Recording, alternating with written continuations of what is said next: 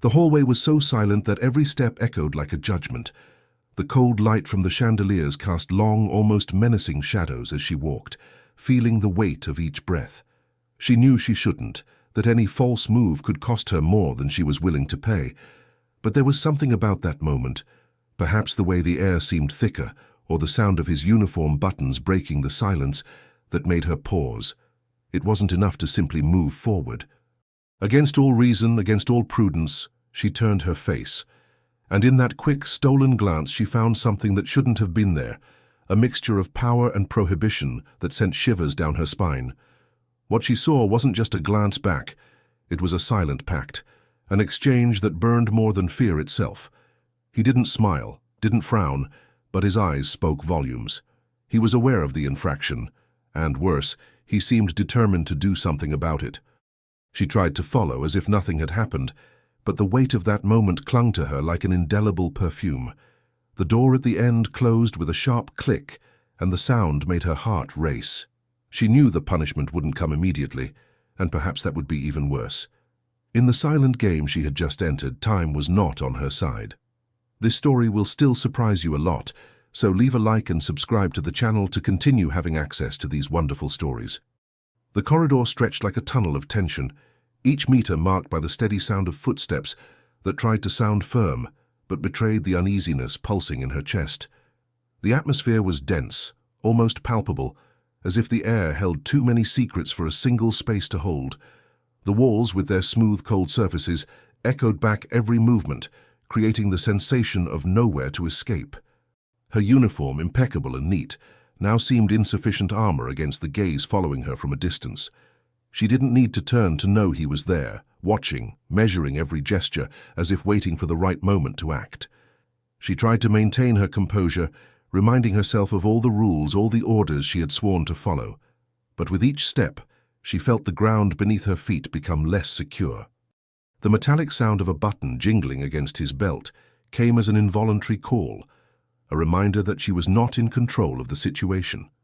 With each breath, the image of him behind her, solid and still, grew clearer in her mind, as if the distance between them were but a fragile illusion about to shatter.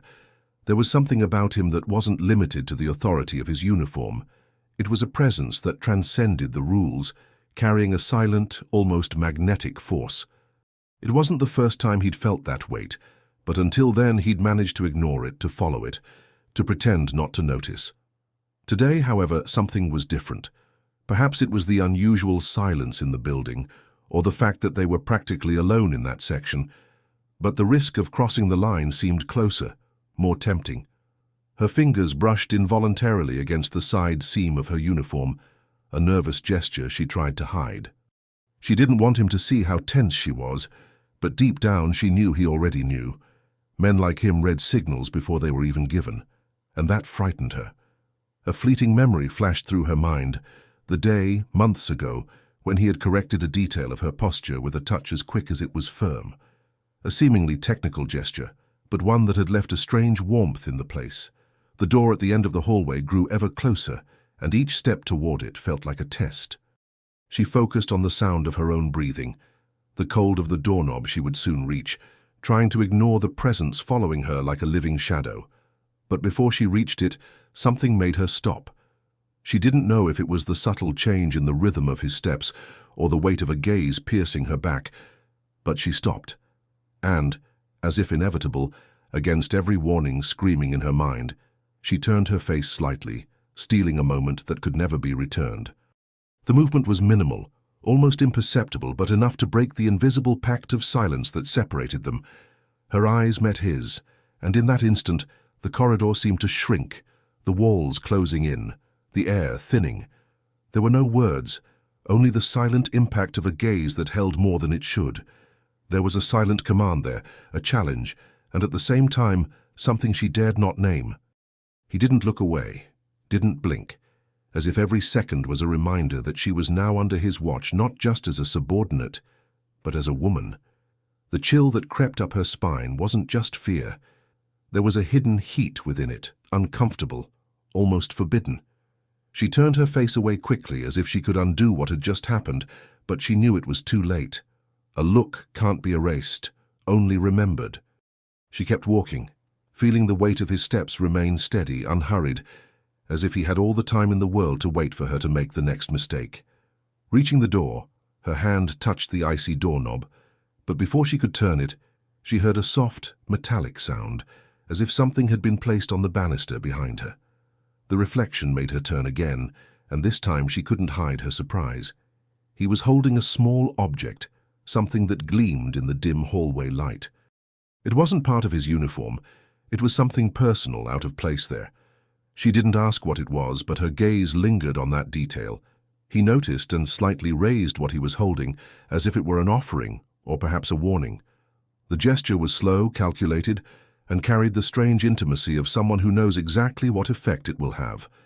Without saying a word, he placed the object in his inside coat pocket and resumed walking, as if nothing had happened. But the message was clear. This wasn't for everyone to see. The rest of the day passed in a whirlwind of tasks, orders, and movements, but the image of that moment remained, invading her mind at the most inappropriate moments. The way he had looked at her, the shine of the object, the silence that seemed to contain more noise than any scream. She couldn't decide if it was curiosity or fear that held her captive to that memory. That night, alone in her quarters, she found herself reliving every detail. Her fingers gliding over the seams of her own clothing as if trying to decipher the missing touch, her eyes fixed on the ceiling as she tried to ignore the strange sensation of being watched even there in the darkness. The distant sound of footsteps in the corridor outside made her catch her breath. They weren't hurried, but steady, rhythmic. She knew that if it were him, there was no official reason for him to be there. And yet part of her wanted him to be, a dangerous mix of anticipation and dread. She didn't open the door, but she couldn't move away from it either. She stood there, her heart racing as if the mere act of waiting were a violation. When the sound of footsteps finally faded, the silence that remained was even more unsettling, because deep down, she knew he didn't need to be present for his presence to be felt. And somehow that drew her in more than she was willing to admit. The next day dawned harshly, with the flag outside snapping in the cold Virginia wind and the sky washing the narrow windows of the dormitory grey. She rose before the alarm, as if her body had understood that oversleeping would be a concession it couldn't afford. In the mirror, her uniform looked perfect, but her eyes didn't conform to the rules. There was a fissure there that no crease could hide. In the hallway, the smell of burnt coffee guided her steps to the silent cafeteria. The clock read 6:30, and amidst the trays and metal, the murmur of two low voices died the instant she passed. She didn't turn around. The forced control of her neck hurt more than the wakefulness. Still, the sensation of being measured by absent eyes followed her like a disciplined shadow. On her way out, she found something taped to the side of the locker, a dry unsigned command note directing her to room 3B for a protocol review. The word review exploded inside her like a warning. She took a breath, put the paper away, and walked to the administrative area where the cold light made every speck of dust seem like evidence. He stood there, as if part of the architecture. He didn't say her name. He didn't say anything. He simply held out a stack of reports with penciled margins, and the tip of a chrome lighter appeared for a second in his coat pocket, the same glow from the night before, now tamed by the fabric. She took the stack, a little heavier than it needed to be, and understood that punishment, if it came, would come without fanfare. Hours of meticulous reading, eyes burning, rules repeated until obedience tasted of metal. As she read, the silence thickened. Every line of the manual, conduct, probation, confidentiality, seemed written against the temptation to look back. Every now and then, she felt, without seeing, the shift of air indicating he had changed position, as if observing her from angles her eyes couldn't reach. There was no touch, no voice, only the rigorous geometry of a presence.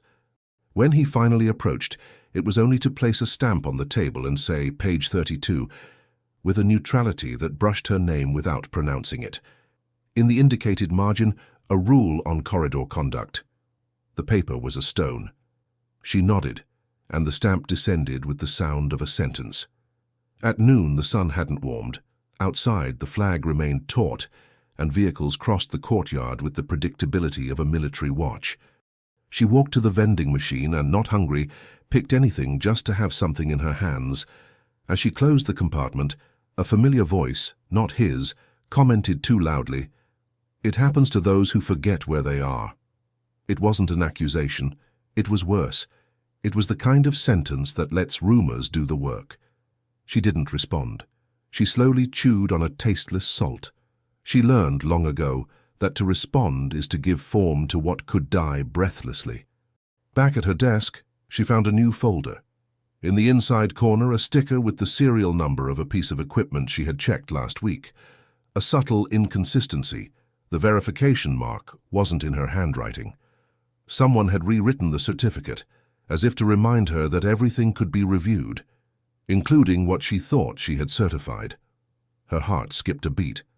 She searched for the signature at the bottom and found only his initials. It was a strange relief, better clarity of origin than complete uncertainty. Still, the gesture said more than the paper. It reopened times. She took a deep breath, rolled up her sleeves, and began again. That afternoon, he summoned her for a hallway inspection. The same hallway. The lights seemed whiter and the floor cleaner, as if someone had erased footprints. She walked ahead, feeling the weight of his gaze on her back, like a disembodied hand. She stopped where she had stopped. The air there had the density of a spectre. He pointed to the smoke detector, to a crooked plate, to nothing that would justify the summons. Finally, he asked, "What's changed?" And the question hung between them like a glass object. She almost said, "I," but returned his gaze to the alignment of the plate. She said, "The level," and straightened it with her fingers. He nodded. Performative indifference was a velvet glove covering an iron fist. That night, in an even quieter lodging, she opened the closet door and found the lighter. It wasn't new nor expensive. It had pocket scratches and a small eagle in bas-relief. Beside it, a card with just 4 words, "To remember from the front." The pun stung. She closed her eyes for a second that lasted more than a minute. It could have been interpreted as an instruction, a warning, a check. Her heart, tired of racing without moving, chose the worst path, believing there was a warning there that also protected her. Deep in her throat, an old guilt stirred. That of having judged others for crossing lines where she now treaded with the same fear and the same desire. She tucked the lighter into the inside pocket of her coat, as if accepting a deliberate weight. It wasn't a gift, it was a reminder. As she lay down, the ceiling became a map again, and her breathing became an itinerary. She thought that perhaps the punishment wasn't a single act, but a patient script, written in displaced objects, bureaucratic orders, and strategically distributed silences. She remembered the hallway, the crooked sign, the stamp, the noise. Nothing screamed, everything weighed, and without knowing why, a part of her decided she wouldn't run. She would stay, she would look ahead, yes. But at the slightest sound of metal against fabric, she would know with her eyes closed exactly where he was. The next dawn brought a biting chill, the kind that makes the courtyard air feel like broken glass in your lungs.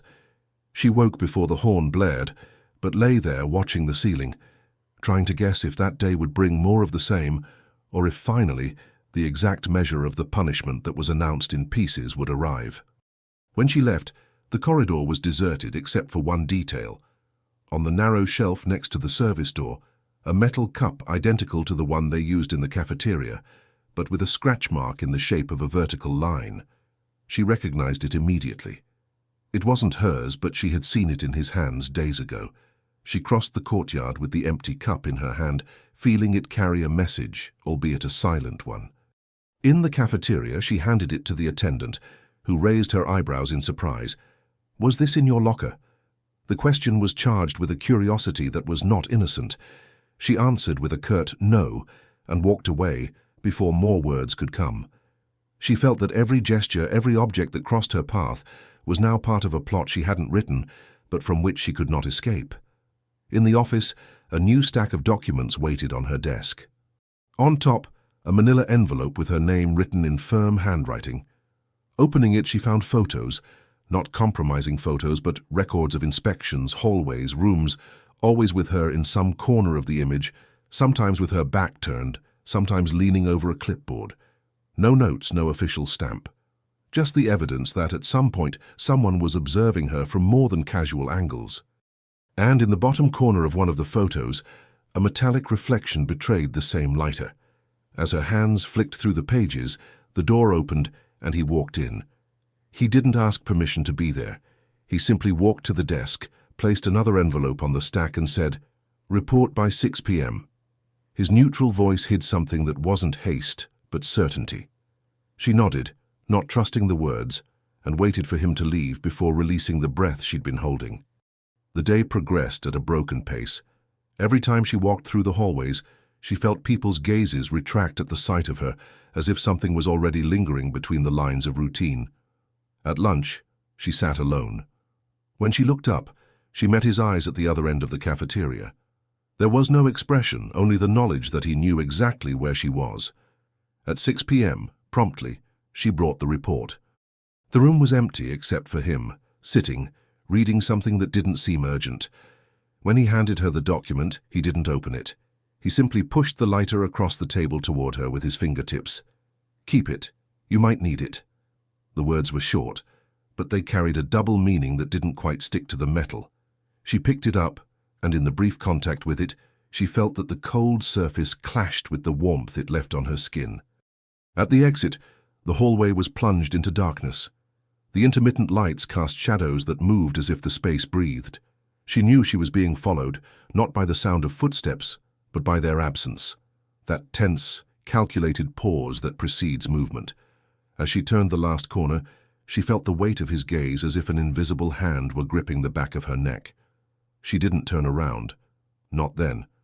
But she knew with a certainty that needed no proof that the punishment was already happening, and that the worst wouldn't be what he would do, but what he would make her wait. That night, the wind whistled through the outer corridors as if scraping against the walls, and the sound of flags whipping against the poles mingled with the creaking of the ancient windows. She tried to focus on the overdue reports, but the words became jumbled, giving way to the memory of every moment she'd felt him too close, even when she couldn't see him. The barracks were silent, most people already retired. It was then that a soft metallic sound cut through the air, the familiar clink of metal against metal. The lighter. You'd recognize that sound in a crowd. The dorm door was ajar, and a blast of cold air rushed in, sending goosebumps through her skin.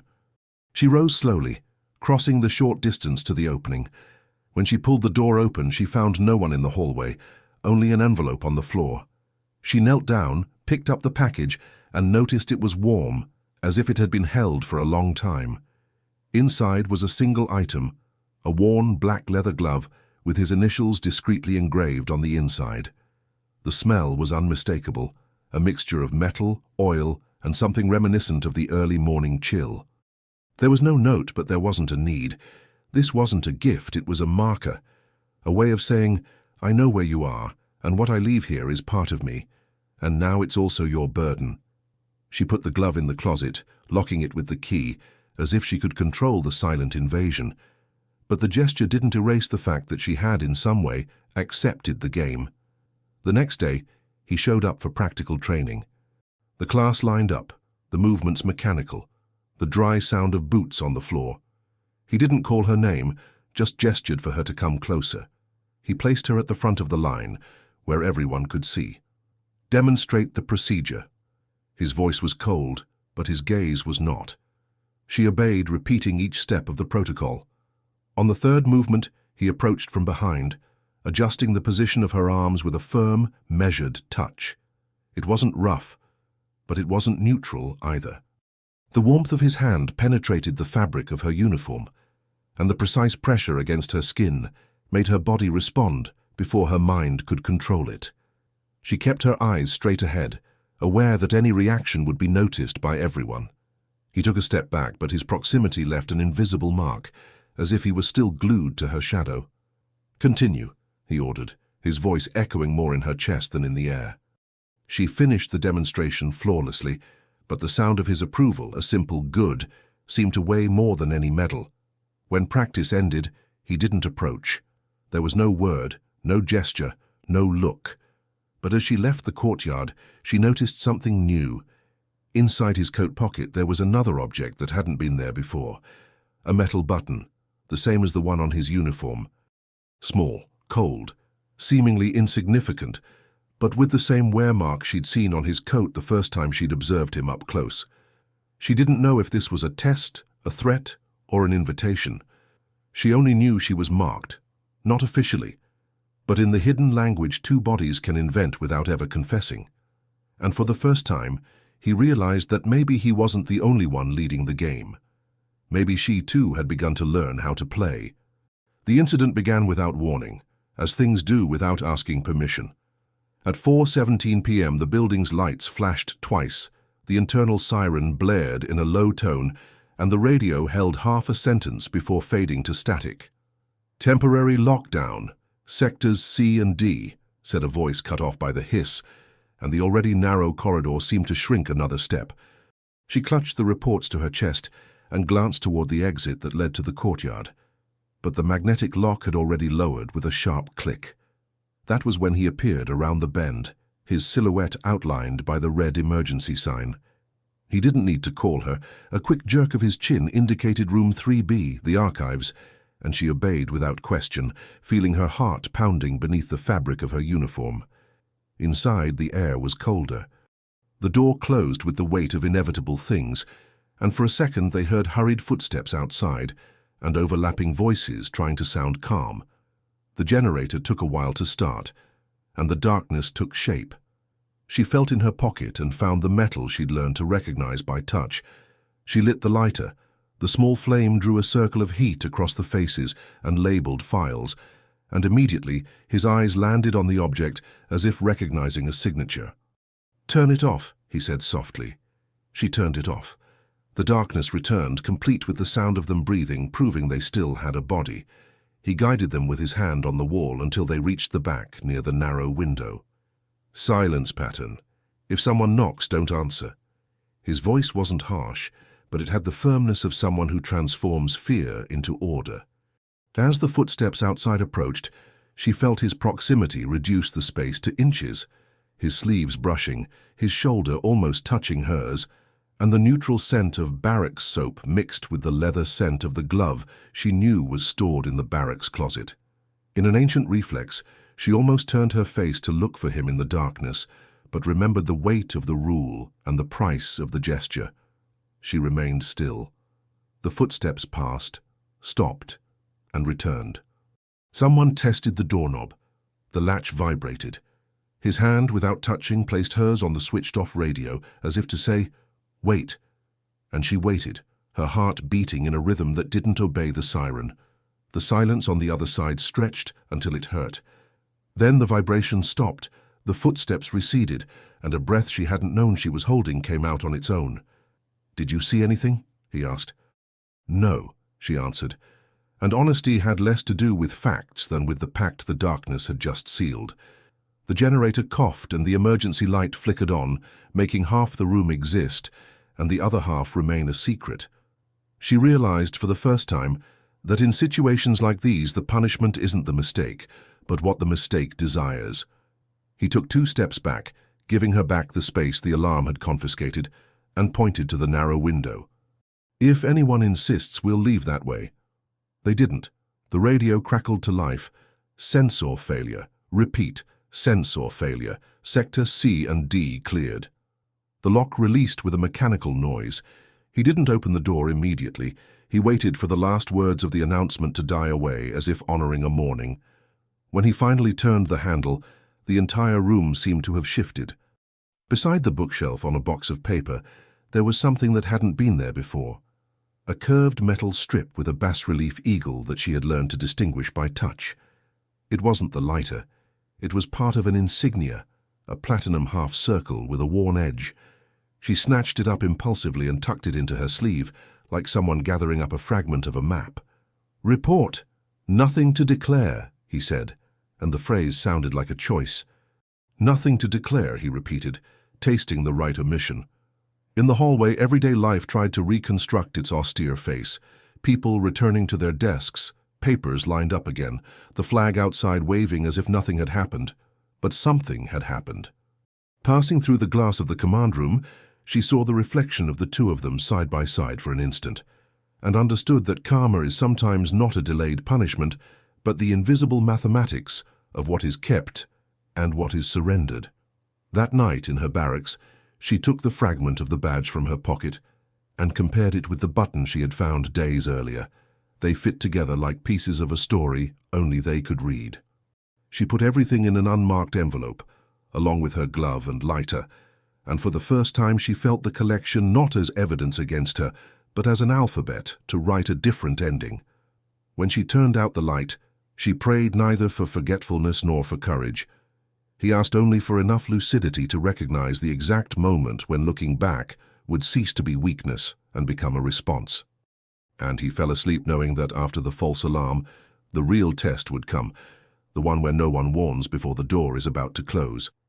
The next morning began with a low sky, almost touching the barracks' rooftops, and a wind that seemed to whisper through the antennas.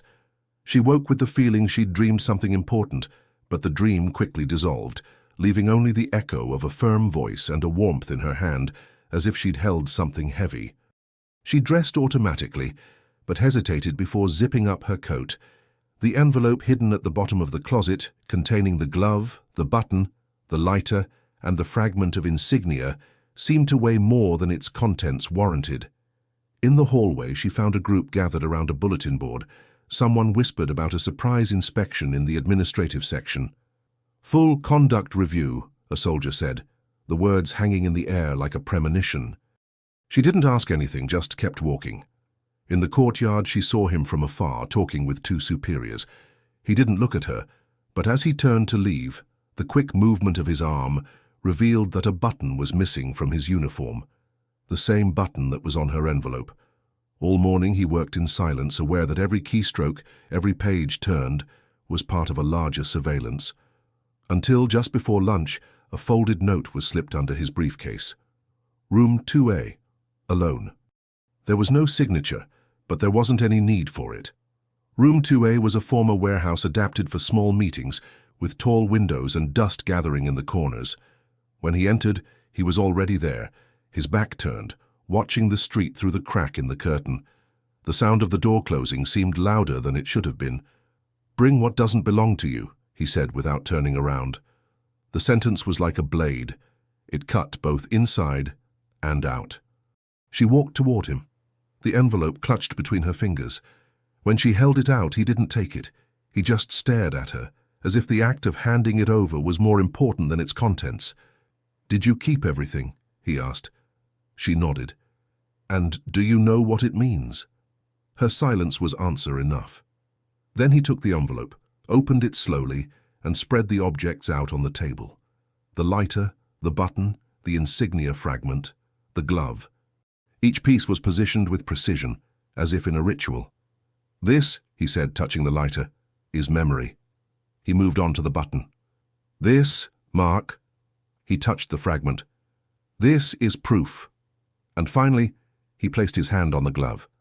"And this is choice." The pause after these words was long enough for her to understand he wasn't just talking about the objects. He then gathered everything up, handed the envelope back and said, "Keep saving it, not for me, for yourself." His tone wasn't commanding, but it wasn't kind either. It was as if he were sealing something that couldn't be undone. As she left, the hallway was empty. But as she turned the corner, she saw two people talking, and one of them glanced too quickly to be casual. Rumors moved fast, and she knew that soon the silence between them could become noise in the wrong ears. Still, feeling the weight of the envelope in her pocket, she realized she wasn't ready to let it go. In her dorm that night, she removed each object and placed them side by side on the bed. She studied them as if reading a code. They weren't just memories of isolated moments. Together, they told a story that only existed because she had chosen to look back, even though she knew she would be punished. The karma wasn't in the punishment itself, but in the fact that by keeping the pieces, she was also keeping a part of herself she no longer wanted to give back. The rumors didn't arrive as a scream, but as a murmur seeping through the cracks, carrying the slow poison of words unspoken. The next day, even before the formation bell rang, she could already feel the weight of measured gazes, as if each classmate had received a fragmented version of the same story. In the cafeteria, conversations stopped the moment she passed. In the hallways, footsteps slowed behind her. The silence was no longer empty. It was filled with suspicion. In the records room, he found his desk slightly different, the pen positioned differently. A sheet of paper shifted in the middle of the stack. It was the kind of subtle change that only those living under surveillance notice. In the corner of the top sheet, a sentence scrawled in pencil: "Some secrets don't survive the light."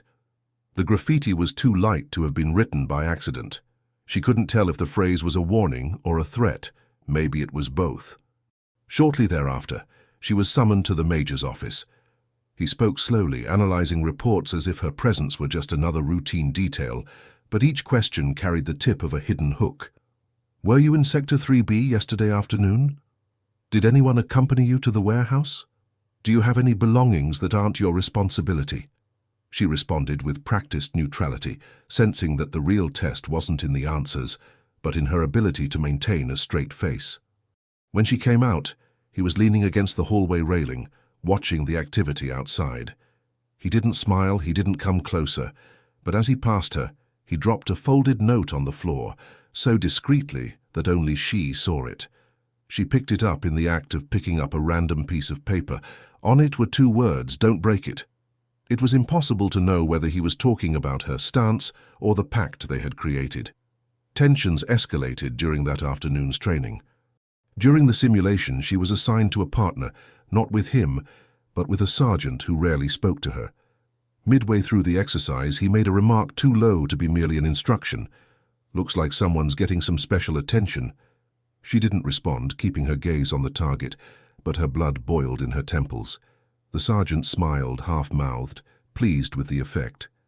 Later at the dorm, when he opened the locker, he found the envelope containing the items. It wasn't in the same place.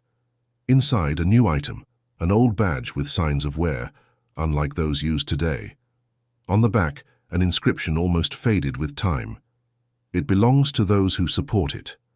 There was no doubt who had placed it there, but what did it mean? A reinforcement of loyalty? A reminder that she was being watched even when she thought she was alone? That night, she sat in bed, badge in hand, staring at the door. With each footstep that echoed down the hallway, her body stiffened, expecting it to be him. But no one entered. The emptiness was more piercing than any presence. She realized the real threat might not be discovery, but rather having to carry everything alone if the game ended abruptly. As he turned out the light, he had the strange sensation that the silence outside was alive, attentive, waiting, and that when the next door closed, it might not be possible to open it again. The morning the investigators arrived, the base smelled of rain and fresh paint, as if someone had tried to cover the time with a coat of silence. 2 unmarked patrol cars pulled up near the administrative building, and men and women in plain jackets, clipboards in hand, passed through the gate unhurriedly, as if carrying questions that didn't need rushing. She was in the hallway when she heard the first word that split the air in 2: audit.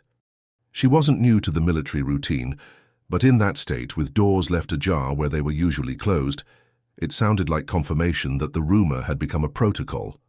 The clock read 8:12 when her name was called for the first time.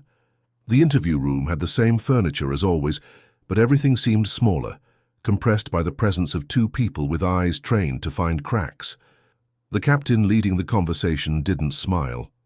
She asked dates, times, names of who saw whom, how many times she'd passed through Sector 3B, why the lock on Room 2A had registered an opening after hours. She took notes without lifting her pen, and the pauses were spaces where entire lies could fit. She answered with the sobriety she'd learned from years of routine. "Yes, I was. No, no one else was. No, I have nothing irregular under my care." As she spoke, she felt her breath finding the right rhythm so as not to betray her body. As he left, he found a notice on the bulletin board that hadn't been there that morning: locker inspection at 6 p.m. The paper seemed to scream despite its discreet font. He returned to his quarters with the envelope throbbing in his memory. He sat down, breathed, and opened it. Everything was still there. The glove, the button, the fragment of insignia, the lighter, and the old badge. Each piece now had a different shape, not just a memory, but possible proof. He stood for a few seconds with his hands suspended in the moment of decision, and then began to move with the calm only the desperate can manage. He removed the lining from his belt and slid the fragment into the fold. He slipped the badge into the back of a hardcover book, taped to the spine with clear tape. The glove went inside the pillow, under the inner zipper, the button sewn inside the hem, the lighter in his pocket, as always. It wasn't an escape. It was a provisional geography, a map only his hands could read. In the hallway he appeared the way things that refuse to be coincidental do. He didn't speak. He handed her a folder of reports and held it steady for a second longer than necessary. Inside, among files and copies, a single unsigned handwritten note. "Don't confess anything you're not asked." The sentence seemed dry, but it carried a strange kind of care. She put the folder away, and for a moment she felt the urge to ask him to lift some of that weight from her. She didn't ask. Karma doesn't accept power of attorney. At 5:58 p.m., 2 sergeants and an administrative officer entered the barracks with paper clips and plastic gloves. The inspection began methodically, drawer by drawer, hanger by hanger, while other doors opened in the hallway with the same ritual. Her bed, crisp and straight, was unmade with cruel delicacy. The pillow was pressed and returned to its place. No one noticed the hidden zipper. When they reached the closet, the captain asked her to open it herself. Inside, the empty envelope stared back at her like a mirror. Her heart froze for a second, until reason caught up with the simple fact. He had been there. The nothingness inside the envelope was his presence. They didn't ask about the envelope because they hadn't seen it. They asked about a series of small items that sometimes disappear and reappear in military life as if they had a mind of their own. She answered as best she could, without embellishment, while inwardly she straightened what remained of her own axis. When they finally left, leaving a trail of stirred air and the smell of paper, she sat up in bed and felt a dirty relief, the kind you don't celebrate. The envelope suddenly was no longer a storage facility. It was a license, proof that someone was rewriting the script so she wouldn't have to burn the pages. The next morning, the second round. They called her in to view the CCTV footage. The grainy video showed the hallway from a high angle, the sequence of footsteps, the pause right where it had all begun. She stood still for a second that seemed too long, and then the slightest tilt of her head, a glance cast over her shoulder. He was out of frame, hidden by the shadow of the doorway. The investigator paused there in the frame of the gesture that ignited the story. "Why did you stop?" The question weighed more heavily than it should have. She looked at her own image and answered what was truthful, but not entirely. "Because I felt something was wrong." The word wrong crept into the report like a wedge. When she emerged, he was back at the end of the hallway, profiled, talking on the unringing phone. She passed without slowing her pace, and yet her skin recognized the proximity as if by touch. In her pocket, the lighter pressed into place. Outside, the flag was tense, and the Virginia wind seemed to insist that memory, too, is a kind of discipline. She understood at that point that protecting the bond wasn't about sugarcoating lies. It was about not giving away the language that still had no name, keeping it not for romance, but for survival. At 4 p.m., they called her to the major again. He read a formal text on conduct, closed with a warning about appearances, and said that by the end of the week there would be a recommendation or filing. The word recommendation came with the smell of wet ink. It could mean anything. When she stood, he asked in one final sentence, "If there's anything to say, now is the time." She thought of the hallway, the video, the empty envelope, the hand holding the folder for a second too long. She replied, "I told you so." And she kept her eyes steady, as if refusing a confession that doesn't belong to her. At night, alone, she opened the hardcover book and checked the badge, still glued to the spine. She touched the hem where the button rested, felt the heavy pillow of her glove, the fold of her belt sheltering the curved metal. They weren't trophies, they were compasses. If the world got too close, she would know how to return to herself. Deep down, she recognized that the price of having looked back wasn't the punishment promised in the manuals, but the obligation to uphold her own choice without a third heroic act. And she fell asleep before the official response, accepting, with the lucidity of someone who has traversed too many corridors, that some truths survive because they aren't displayed, and that if one day the seal were to descend upon her name, her hands would be full, not to beg but to hold tightly to what, silently, she had decided not to let go. The official communique arrived on a cloudy morning, delivered by a young soldier who had no idea what he was carrying, a manila envelope, sealed with the red ribbon that always announced matters too serious to ignore. She accepted it without sitting down, as if reading it standing up was a way to keep the weight from settling in. Inside were 2 sheets. The first was the standard audit closed protocol. The second contained only 1 sentence. Extra attention to conduct and associations is recommended.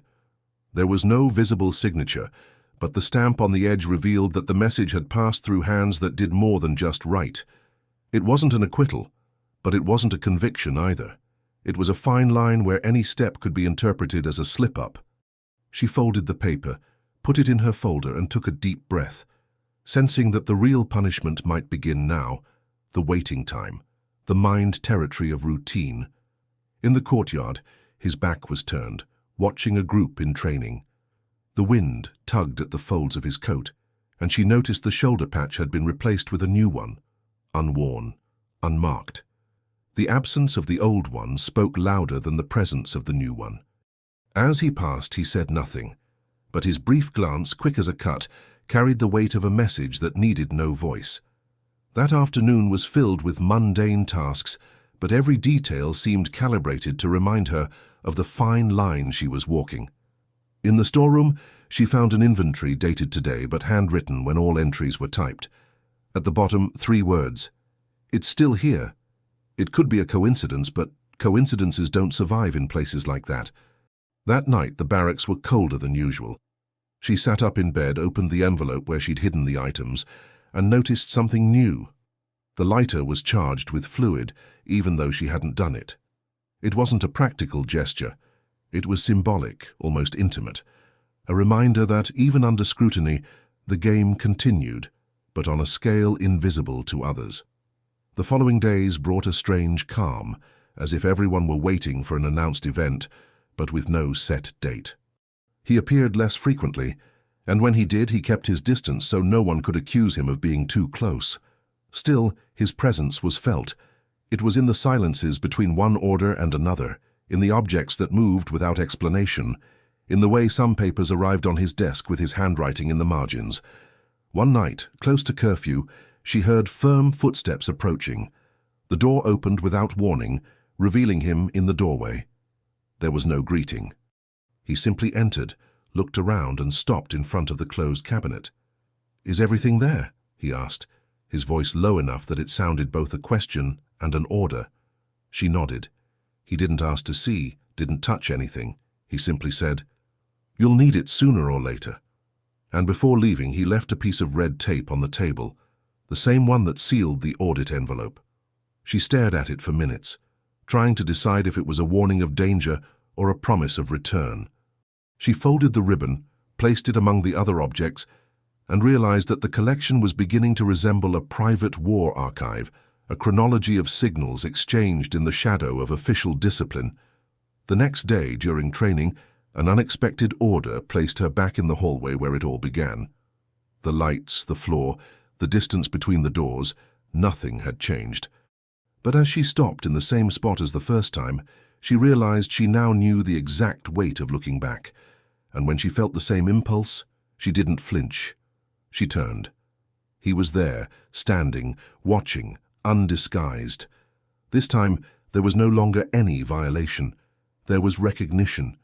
The alarm sounded in the middle of the night, cutting through the silence like a blade. It wasn't training. She could tell by the high-pitched tone and the absence of the robotic voice that accompanied the simulations.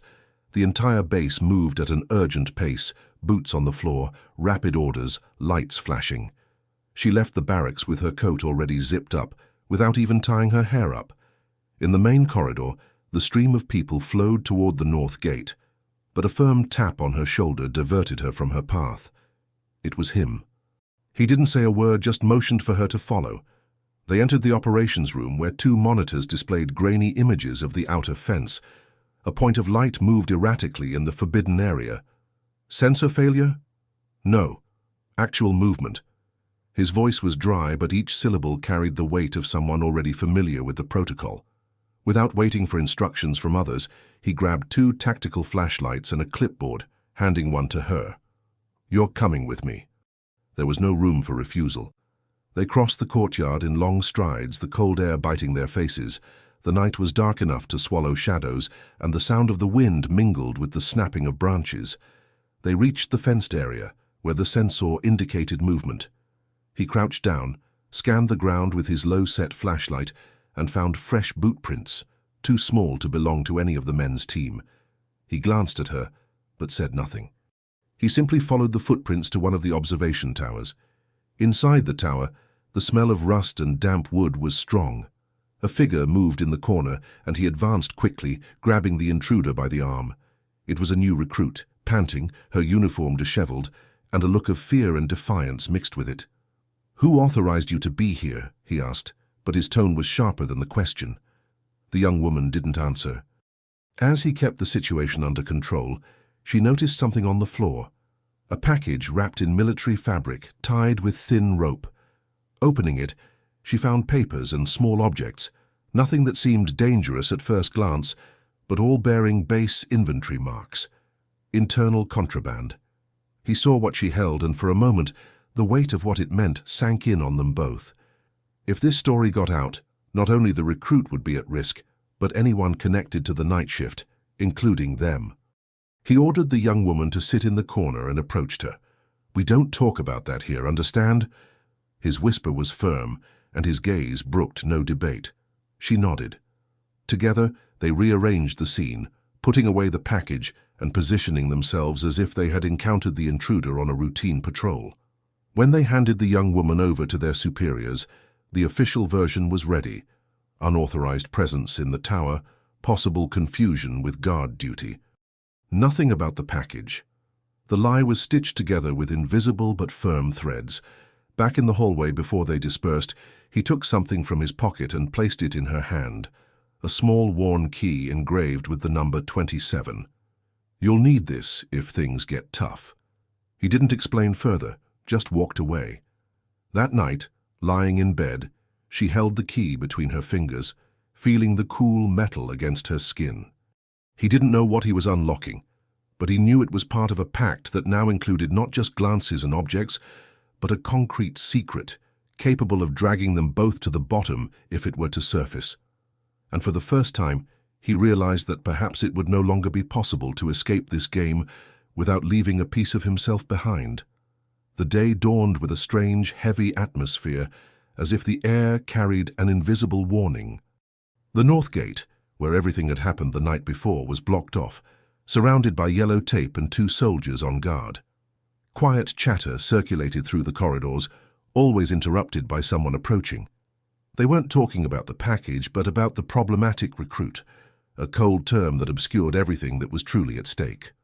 She spent the morning doing mundane tasks, but her attention seemed divided between what she was doing and the number 27 key, hidden in the inside pocket of her coat.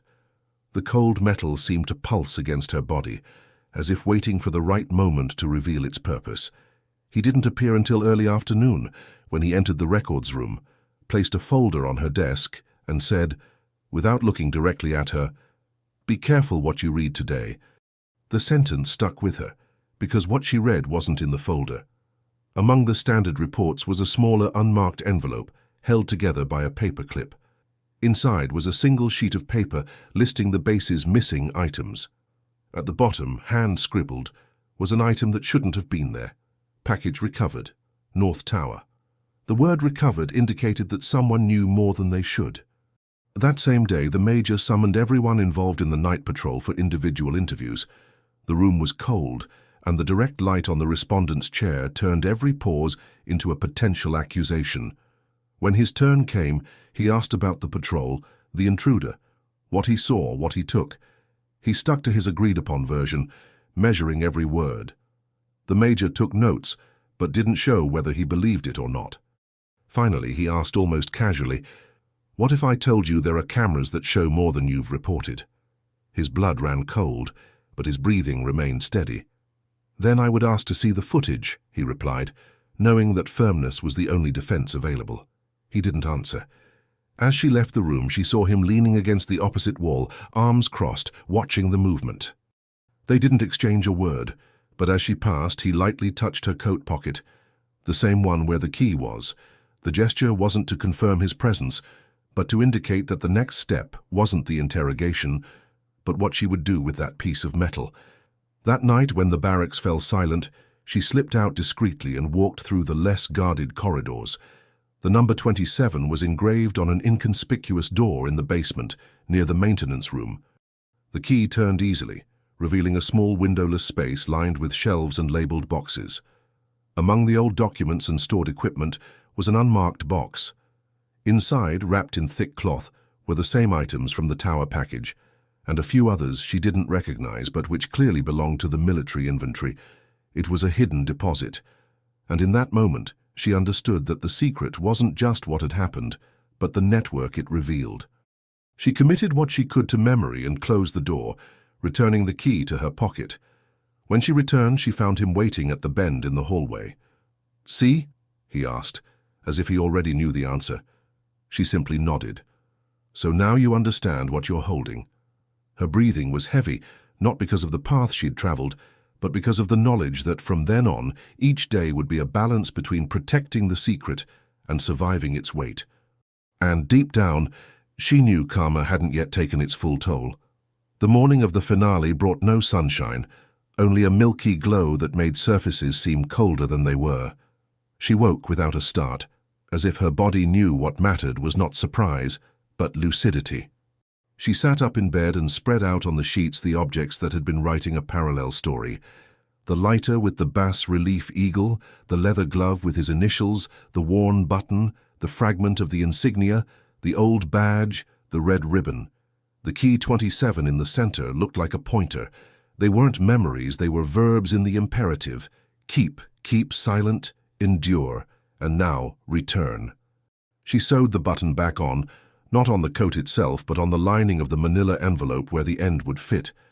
She tied the red ribbon with a simple knot, the kind that gives way when someone really wants to open it, and wrote in pencil inside 3 words that had been both a warning and a condemnation: to remember from the front. The rest, he decided, would go where it should never have left. Not in the trash, not in his bed, not in a memory drawer. In the world. The hallway seemed longer that day, with a Virginia wind that blew through the cracks and sang softly. She walked unhurriedly to the basement and opened the door marked 27.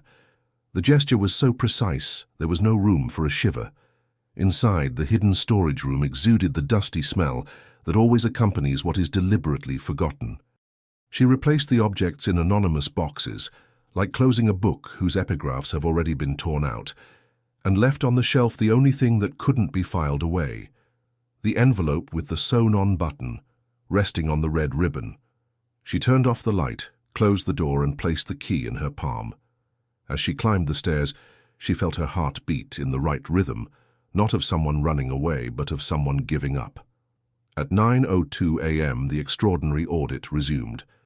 People in plain jackets carrying clipboards and with a low tolerance for long explanations milled about between doors that had always been just doors until they became entrances. The major cursed and collected signatures. Sometime between the second and third rounds, 3 investigators descended to the basement, accompanied by a maintenance sergeant. She didn't go with them. She sat at the table, staring at a pen that wouldn't write and a glass that wouldn't quench her thirst. At 9:47 a.m., the reception radio crackled, a message too short to be internal. Irregular deposit identified, access restricted. Someone ran upstairs. There was a rustling of paper in the place where silence used to reside. When he appeared, it wasn't from the end of the hallway like other times. He emerged from a side room, his coat fastened to the last hook, as if he didn't intend to leave a trace. His eyes bore the mathematical expression of someone calculating damages before accepting the word justice. He stopped 2 steps away from her. He didn't touch her, didn't say her name. He simply asked quietly, as if defying the surrounding noise, "Did you return it?" She nodded. A brief muscle twitched in his jaw, and that was enough to convey what the reports would never record: relief. He inclined his head slightly, a tiny gesture that there was equivalent to a promise fulfilled. At 10:11 a.m., a knock came on the Major's door, urging him to bring more news than just his position. Someone said, "Clandestine stockpile." Someone said, "Signatures don't match." Someone said, "Internal jail." No one gave the right names. The weight of the day shifted like the wind shifts at a high flag. The questions left her hallway and took other paths. And that was when karma began operating at the only speed it knows, that of facts that need no adjective. They requested old reports, compared handwriting and cross-checked access times. A camera recording no one had looked at properly showed pairs of hands that weren't hers, or his stacking boxes, where there was no room for doubt. The rumor, at last, found its owner. At noon, the word that there is equivalent to a sentence without an audience was circulated. Transfer. Not hers, his. Not as a reward, nor as a shallow punishment, but as an administrative solution for the kind of loyalty the manual doesn't foresee and the hierarchy doesn't know how to thank. He accepted on a piece of paper with only 2 lines and a stamp. His face didn't change, but at the bend in the corridor, when the shadows met his eyes, there was something the uniform couldn't contain, a smile that almost stopped before it began, the perfect size between what is lost and what is saved. Late in the afternoon, she was called to room 2A, the same one with the frayed curtain. The Major spoke as those who need to end the day with fewer problems than they began to. Recommendation filed, conduct under standard observation, return to routine. He added, as if giving a polite scolding to nothing, "Corridors need eyes ahead." She thanked him without a hint of gratitude. She knew it wasn't an absolution. It was the acknowledgement that what deserved punishment hadn't been hers. As she left, she found on the metal table an object that hadn't been there when she entered. Key 27, alone, without a ring, without a note. She touched the metal and understood the silent message. Some doors are only meant to be closed. At their last meeting, there was no meeting. There was only the opening corridor, the cold light, the echo of footsteps. He was coming in the opposite direction, a discreet escort of a discreet protocol. They passed each other with the practiced serenity of those who hold the world between their teeth. At the exact moment they crossed paths, any minor story would have called for a repeated gesture, a reenactment of the error that opened the narrative. But she didn't look back. And in a movement no manual contemplates, it was he who turned his face, quickly, almost without a trace, like someone who allows themselves by a thread the intimate disobedience of paying homage to what they will not possess. The camera on the ceiling blinked indifferently. Fate. No. She walked to the end of the hallway, where a maintenance sign held the door half open. Outside, the American flag snapped in the wind as if someone were passing through the sky. Her uniform was heavy enough that he felt her body present, but not the guilt. He opened his hand and dropped the key into the lost and found box, not by carelessness, but by choice. The sound of metal was small, beautiful, precise. He returned the lighter to the supply drawer without notes, without scenes, without longing. He kept for himself only what didn't fit in inventory, the certainty that sometimes looking back is the punishment fear chooses, and that, when the lesson is learned, looking forward is the only way to pay. In the barracks at night, she folded her coat slowly, as if completing a ritual. On the lining, a stitch revealed the button she hadn't intended to show. She smiled slightly, toothlessly, and turned out the light. Outside, the wind continued its work of unraveling flags. Here inside, discipline had found a new name. In the dim light, she thought that the true breakthrough lay not in exposing what had happened, but in having undone, piece by piece, the compulsion to repeat the act that condemned her. And she fell asleep before curfew, certain that if she woke up with the old urge to turn away, she would have a new uniform on her body, that of someone who has learned to bear the weight of choice without needing punishment to prove it.